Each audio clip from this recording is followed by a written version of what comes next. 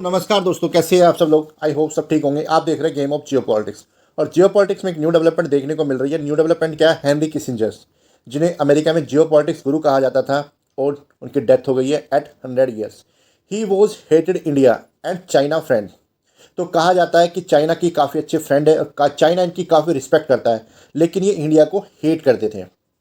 तो इनकी जियो पॉलिटिक्स में काफ़ी इंपॉर्टेंट रोल रहा है अमेरिका की तरफ से, और इन्होंने एक तरह से डिफाइन किया है इंटरनेशनल रिलेशंस को और वर्ल्ड पॉलिटिक्स को। तो इस इनका काफ़ी कॉन्ट्रीब्यूशंस रहा है अमेरिका के लिए। इसलिए कहा जाता है कि अमेरिका में ये अमेरिका के लिए जियो पॉलिटिक्स गुरु रहे हैं। इनकी आज डेथ हो गई है, और जानेंगे हम इसके बारे में, इन डेप्थ नॉलेज लेंगे इस टॉपिक के बारे में। कौन थे हेनरी किसिंजर्स, क्या इनका रोल था, और क्या किया इन्होंने अमेरिका के लिए, जो इन्हें जियो पॉलिटिक्स गुरु माना जाता है। साथ ही साथ में हम देखेंगे कि इनकी जो बायोग्राफी है वो क्या थी, कहाँ इनका जन्म हुआ। तो इसी को लेकर दुनिया भर का जो मीडिया है वो इसको लेकर आर्टिकल पब्लिश कर रहा है। जैसे कि आप देख सकते हैं, when Henry Kissinger's called Indira Gandhi dash dash dash Indians bastards. तो इंडिया के लिए इन्होंने ये वर्ड यूज़ किए थे, इंडिया बास्टर्ड। अब ये क्यों किए थे, इसके बारे में डिस्कस करेंगे आगे। यहाँ पे भी आप देख सकते हैं टाइम्स नाउ वर्ल्ड। तो ये Henry Kissinger family to hold private funerals. यहाँ पे भी आप देख सकते हैं Henry Kissinger's American diplomats and Nobel winners. तो 1973 में इनको नोबल प्राइज़ मिला था, जिसमें कंट्रोवर्सी हो गई थी। हालांकि इन्होंने रिजेक्ट कर दिया था किसको लेकर, नोबल प्राइज़ को लेकर।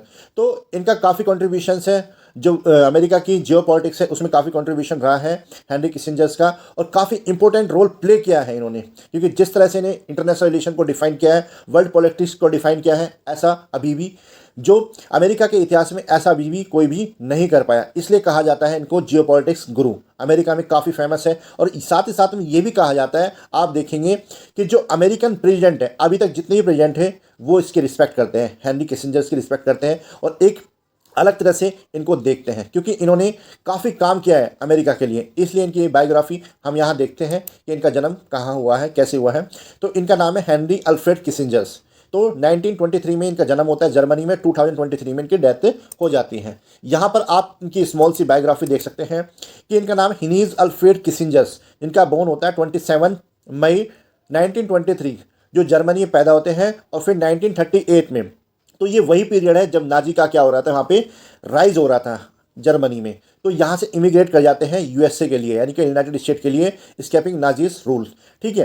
तो 1943 में ये क्या करते हैं, यूएसए की जो आर्मी है उसको ज्वाइन कर लेते हैं। और ये टाइम पीरियड 1938 का जो पीरियड था, ये सेकेंड वर्ल्ड वॉर टाइम का पीरियड था, जब हिटलर ग्रो कर रहा था जर्मनी में, और अपनी जो आइडियोलॉजी है उसको वो क्या कर रहा था, इम्पोज कर रहा था जर्मनी में। हालांकि वो ज्यूज से काफ़ी हद तक नफरत करता था, और कहा जाता है कि यही कारण रहा कि इनके जो पेरेंट्स थे उन्होंने क्या किया है, इनको लेकर अमेरिका में चले गए, और यहाँ पर इन्होंने क्या की थी, ये आर्मी ज्वाइन की। जब 1945 में सेकेंड वर्ल्ड वॉर खत्म हुआ, तो देन उसके बाद में इन्होंने वहाँ जो आर्मी की जॉब कर रहे थे वहाँ से रिजाइन किया। देन इसके बाद में ये अपनी आगे की पढ़ाई करने के लिए जो हार्वर्ड यूनिवर्सिटी है वहाँ चले गए, और वहाँ से इन्होंने एमए किया। एमए के बाद में पीएचडी किया, और पीएचडी करने के बाद में हार्वर्ड यूनिवर्सिटी में ये एज ए प्रोफेसर काम करने लगे, जहाँ इन्होंने जियो पॉलिटिक्स और इंटरनेशनल रिलेशन और वर्ल्ड पॉलिटिक्स को लेकर बहुत सारी बुक्सें लिखी। और लिखने के बाद में वो काफ़ी पॉपुलर हुई, जिनमें इनके कोट्स भी शामिल हैं। जैसे कि आप यहाँ पर देख सकते हैं, America has no permanent friends और एनिमी, ओनली इंटरेस्ट।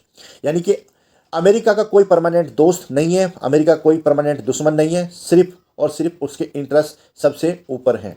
तो ये आज के टाइम पर ये जो कोट्स हैं ये काफ़ी रेलिवेंट कोट मानी जाती हैं, बिकॉज कह सकते हैं कि no geo politics, no permanent friends और एनिमी, ओनली इंटरेस्ट। यानी कि जियो पॉलिटिक्स में ना कोई किसी का परमानेंट दुश्मन होता है, ना परमानेंट दोस्त होता है, और सिर्फ क्या होते हैं, इंटरेस्ट होते हैं उसके, किसी भी कंट्री के हो सकते हैं।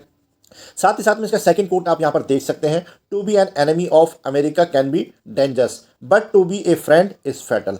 यानी कि अगर आप अमेरिका के दुश्मन होते हैं तो डेंजरस हो सकते हैं अमेरिका के लिए, टू बी ए फ्रेंड अगर आप उसके दोस्त होते हैं तो घातक हो सकते हैं। ये इनका कोट्स है, और जो काफ़ी हद तक आज के टाइम पर ट्रू है। कैसे ट्रू है? जैसे रशिया चाइना आज के टाइम पर अमेरिका का दुश्मन है, वो डेंजरस है। ठीक है। और दोस्त कौन है? यूक्रेन। तो यूक्रेन क्या है, अमेरिका के लिए एक फ्रेंड का काम कर रहा है, और अमेरिका उसके लिए क्या बन रहा है, घातक बन रहा है आज के टाइम पर। तो यही टाइम था जब इनकी कोट्स काफ़ी पॉपुलर हो रही थी, और जिनकी जो बुक्स थी वो काफ़ी पॉपुलर हो रही थी। देन इसके बाद में आप देख सकते हैं 1945 के आसपास ही, जब 1945 आया, 50 आया, 55 आया, देन कोल्ड वॉर चल रहा था इसी टाइम पर, क्योंकि जो सेकंड वर्ल्ड वॉर है वो ख़त्म हो चुका था और कोल्ड वॉर में दुनिया एंटर कर चुकी थी, जिसमें दो पावर निकलती हैं। फर्स्ट पावर का नाम था अमेरिका और सेकंड पावर का नाम था रशिया। और यहाँ से जहाँ पर आप देख सकते हैं जो रशिया है वो कम्युनिज्म को सपोर्ट करता है, जबकि अमेरिका कैपिटलिज्म को सपोर्ट करता है। और ये दोनों आइडियोलॉजी ही वर्ल्ड में क्या चाहती हैं, एक दूसरे का, यानी कि एक दूसरे को बीट कर कर अपने आप को सुप्रीम करना चाहती हैं। तो यहीं से हम देख सकते हैं किस तरह से जियोपॉलिटिकल गेम प्ले किया जा रहा था। यहाँ पर अमेरिका को डिफरेंट अपॉर्चुनिटी दिखी है, और साथ ही साथ में जो साउथ एशिया है, जो साउथ एशिया के टाइम पर अफगानिस्तान, पाकिस्तान, इंडिया, मालदीव, बांग्लादेश, जो साउथ एशिया है वहाँ पर डोमिनेट कौन कर रहा था, रशिया डोमिनेट कर रहा था। स्पेशली अफगानिस्तान में वो जिस तरह से कंट्रोल कर रहा था अफगानिस्तान को, तो उसको देखकर अमेरिका को लग रहा था कि जो रशिया है वो अपनी आइडियोलॉजी को किस तरह से इंक्रीज कर रहा है, डे बाय डे इंक्रीज कर रहा है। तो इसी को टैकल करने के लिए अमेरिका जैसी कंट्री ने, स्पेशली जो हेनरी किसिंजर है, उन्होंने क्या किया, पाकिस्तान से मुलाकात की, यानी पाकिस्तान की जैसी कंट्री से दोस्ती की, और जिसका बेनिफिट उन्हें आगे चलकर मिला चाइना के साथ में भी। साथ ही साथ में आप देख सकते हैं चाइना भी चाह रहा था कि किस तरह से अमेरिका जैसी कंट्री से क्या किया जाए, रिलेशन बिल्ड किया जाए, जिससे अमेरिका रशिया जैसी कंट्री को टैकल कर सकता है, और इसमें काफ़ी हद तक साथ दिया पाकिस्तान ने। तो यही कारण है कि 1971 में जो विजिट करते हैं हेनरी किसिंजर चाइना में, वो यही रीज़न बताया जाता है कि चाइना चाह रहा था कि अमेरिका के साथ में रिश्ते बेटर हो, जिससे इकोनॉमी ज़्यादा अच्छी हो चाइना की, और साथ ही साथ में अमेरिका भी यहाँ जियोपॉलिटिकल गेम प्ले कर रहा था, ताकि उसे ही पता था, हालांकि जो चाइना है वो क्या है, कम्युनिस्ट कंट्री है, तो उसको डर भी लग रहा था। लेकिन यहाँ से स्टार्ट होती है 1971 से, किसकी, क्योंकि एक नए इरा की, तो चाइना ने यहाँ पे स्टार्ट किया नया इरा, और चाइना को भी पता था अगर वो अमेरिका के साथ में अच्छे रिलेशन बिल्ड करना चाहता है तो उसे काफ़ी हद तक इसमें पार्टिसिपेट करना पड़ेगा। और यही कारण है कि चाइना काफ़ी इंटरेस्ट शो कर रहा था अमेरिका में, जिसका फ़ायदा हेनरी किसिंजर ने उठाया, और उन्होंने बताया प्रेसिडेंट को, जो उस टाइम के निक्सन प्रेसिडेंट थे, उन्होंने बताया किस तरह से अमेरिका जैसी कंट्रीज के साथ में जो चाइना है वो रिलेशन बिल्ड करना चाहता है। और यही कारण है कि जो आगे चलकर जो रिलेशंस बिल्ड हुए किसके, चाइना के। हालांकि इसमें एक बात और बता देना चाहता हूँ मैं आपको, जो चाइना है और साथ ही साथ में जो अमेरिका है, उनके जो रिलेशन बिल्ड ना होने के कारण एक कारण ये भी बताया जाता है कि चाइना जो सपोर्ट कर रहा था नॉर्थ कोरिया को, जो वॉर चल रहा था 1971 के आसपास, तो वहाँ पर नॉर्थ कोरिया को सपोर्ट कौन कर रहा था, चाइना कर रहा था, जबकि साउथ कोरिया को सपोर्ट कौन कर रहा था, वो साउथ कोरिया को सपोर्ट कर रहा था यूएस से। तो यही कारण बताया जाता है कि जो रिलेशंस बिल्ड नहीं हो पा रहे थे चाइना के और यूएस के, वो यही रीजन बताया जाता है। हालांकि इसमें काफ़ी हद तक पाकिस्तान ने अमेरिका की सपोर्ट किया, और पाकिस्तान की सपोर्ट के कारण ही अमेरिका जैसी कंट्री चाइना जैसी कंट्री के साथ में रिलेशन बिल्ड कर पाया। और आज दुनिया में हम चाइना को जिस तरह से देख सकते हैं कि किस तरह से वो अपने आप को रियलाइज कर रहा है, यानी कि अपने आप को ग्रो कर रहा है, क्योंकि आज चाइना दुनिया की सेकंड लार्जेस्ट इकोनॉमी बन चुकी है। तो आप देख सकते हैं यहाँ पर भी कि इसी का कारण है कि हम आज चाइना के बारे में ये कह रहे हैं।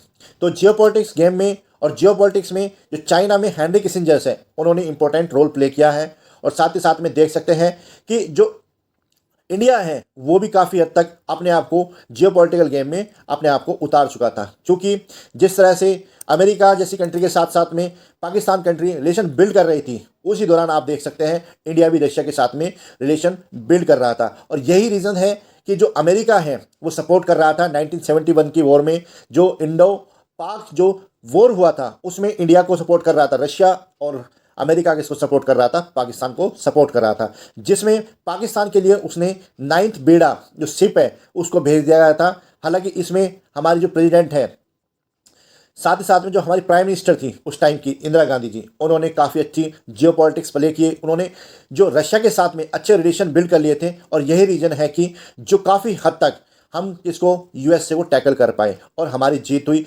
जिसके बाद में हेनरी किसिंजर जैसे लोग फर्स्ट रेट हो गए, साथ साथ में जो प्रेसिडेंट है वो फर्स्ट रेट हो गए, और उन्होंने इंडिया के बारे में बहुत ही बुरा बोला, जिसमें आप यहाँ पर देख सकते हैं कि किस तरह से when Henry Kissinger called Indira Gandhi, ये बहुत बुरा बोला, इंडियंस बास्टर्ड, और इंडिया के बारे में बोला कि वो अगली है, पता नहीं क्या, किस तरह से बच्चे पैदा कर लेते हैं, और ये लोग बिल्कुल बेकार है। यानी कि ये जो स्टेटमेंट थी ये हेनरी किसिंजर्स की थी, जो काफ़ी हद तक इंडिया के लिए सरप्राइजिंग करने वाली थी। तो यही रीज़न है कि इंडिया जैसी कंट्री के लिए काफ़ी इंपॉर्टेंट रहा रशिया जैसी कंट्री के साथ में रिलेशन बिल्ड करना। और आगे आप देख सकते हैं कि उसके बाद में जब इंडिया के और यूएसए के रिलेशंस बेटर हुए तो 1971 के बाद में जब इंडिया के और यूएसए के रिलेशन बेटर हुए तो हेनरी किसिंजर से पूछा गया कि आपने जो 71 में इंडिया के बारे में बोला था, स्पेशली जो प्राइम मिनिस्टर थी इंदिरा गांधी, उसके बारे में बोला था, तो जो हेनरी किसिंजर से उन्होंने बताया कि मैं रेसिस्ट बिल्कुल भी नहीं हूँ, और साथ ही साथ में जो मैं इंडिया के बारे में उस टाइम पे जो मैंने बोला था वो फर्स्ट स्टेट में बोला था, क्योंकि इंडिया एक लार्ज कंट्री है और जो जिसके साथ में हर कंट्री क्या करना चाहती है, रिलेशन बिल्ड करना चाहती है। और यही रीज़न है कि उन्होंने माफ़ी मांगी इससे, और आगे चलकर हम कह सकते हैं कि जो हेनरी किसिंजर की ये स्टेटमेंट इंडिया के काम आई, और साथ ही साथ में आप देख सकते हैं इंडिया के जो रिलेशंस है यूएस के साथ में बेटर होते चले गए।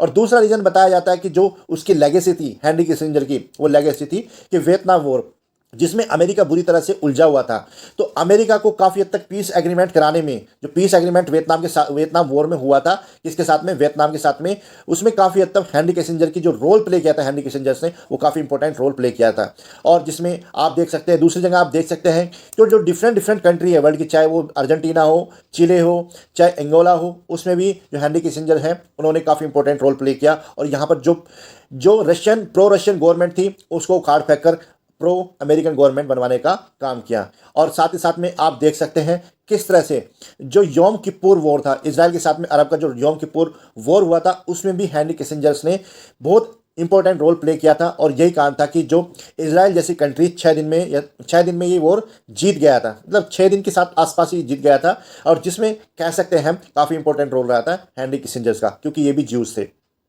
दूसरा देख सकते हैं, इनको क्रिटिसाइज भी किया जाता है, वर्ल्ड मीडिया इनको काफ़ी क्रिटिसाइज करता है, बिकॉज इन्होंने काफ़ी हद तक इनको वॉर क्रिमिनल भी बोला जाता है, बिकॉज इन्होंने जो वर्ल्ड में जिस तरह से जियोपॉलिटिकल गेम प्ले किया था उसमें बहुत सारे लोग मारे गए। आप यहां पर देख सकते हैं Henry Kissinger top US diplomat responsible for million of death die at 100, ये इंटरसेप्ट का ये है आर्टिकल्स, और इसमें हेनरी किसिंजर्स को डेथ यानी कि वॉर क्रिमिनल बताया गया और आज उनकी डेथ हुई, इस पर आर्टिकल पब्लिश किया गया है। आप यहां पर देख सकते हैं कि किस तरह से जो ये आर्टिकल पब्लिश किया गया है, आप यहाँ पर मैं आपको जूम करके दिखाता हूँ, ये आप आर्टिकल देख सकते हैं, Henry Kissinger have to prolong Vietnam war and expand the conflict inter neutral Cambodia, क्योंकि कंबोडिया में भी जो वियतनाम वॉर हुआ था, वियतनाम वॉर खत्म होने के बाद में इन्होंने कंबोडिया पे बहुत सारे बम गिराए, जिसके बाद में बहुत सारे लोग मारे गए, तो इसलिए इनको वॉर क्रिमिनल भी बोला जाता है और क्रिटिसाइज किया जाता है हेनरी किसिंजर को।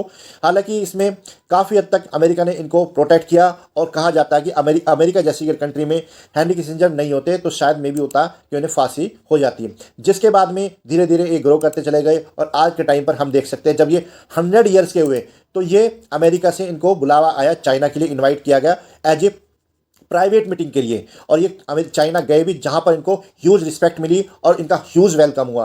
और जिसके बाद में कहा जाता है कि जियोपॉलिटिक्स में जो इंपॉर्टेंस चाइना के लिए, अमेरिका के लिए हेनरी किसिंजर की थी, वो किसी की नहीं थी। अगर हेनरी किसिंजर चाइना के साथ में रिलेशन बिल्ड नहीं करते तो चाइना आज इतनी बड़ी कंट्री नहीं होता जितनी आज है। साथ ही साथ में अमेरिका का जो डोमिनेंस पूरे वर्ल्ड में आज हमें देखने को मिल रहा है वो शायद मे भी नहीं होता। हालांकि अगर इंडिया की पॉइंट ऑफ व्यू से देखें तो इंडिया के लिए इतने अच्छे नहीं रहे, क्योंकि हमेशा इन्होंने क्रिटिसाइज किया है इंडिया को, और इंडिया को पूरी तरह से इन्होंने क्या दी है, गाली दी है। तो इसलिए हम इंडिया के पॉइंट ऑफ व्यू से कह सकते हैं कि हेनरी किसिंजर भारत के लिए इतने अच्छे नहीं रहे जितने कि चाइना अमेरिका के लिए रहे, और इसलिए इनको अमेरिका में जियोपॉलिटिकल गुरु कहा जाता है, क्योंकि इन्होंने एक तरह से जियोपॉलिटिक्स में एक लेगेसी अपनी छोड़ दी है।